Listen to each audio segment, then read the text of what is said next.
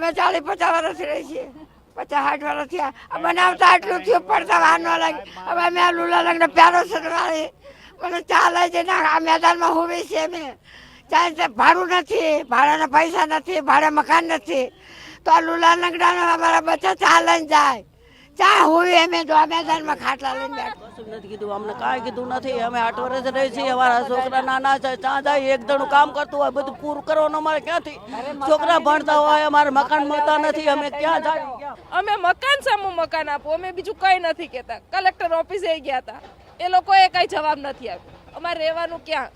તમે ક્યાં? અમારો સામાન અંદર પડ્યો છે. અહીંયા જ્યારે જીસીબી આવ્યું ત્યારે અમે કીધું કે નોટિસ બતાવો અમને મકાન પાડવાની, તો એ લોકો બતાવ્યું જ નથી. અમે એમ કીધું કે તમે સ્ટે લઈને આવ્યા હો તો અમને સ્ટે બતાવો, પછી તમે મકાન પાડો. તો એ લોકોએ બતાવ્યું નહીં, તમે એમ ખસી જાઓ એમ કીધું. બેટી પઢાવો, આમાં શું બેટી પઢાવો શું બેટી પઢાવો બોલો? બધી રજૂઆત કરી, અમને બધા દાંત કાઢીને ઉભા રહે.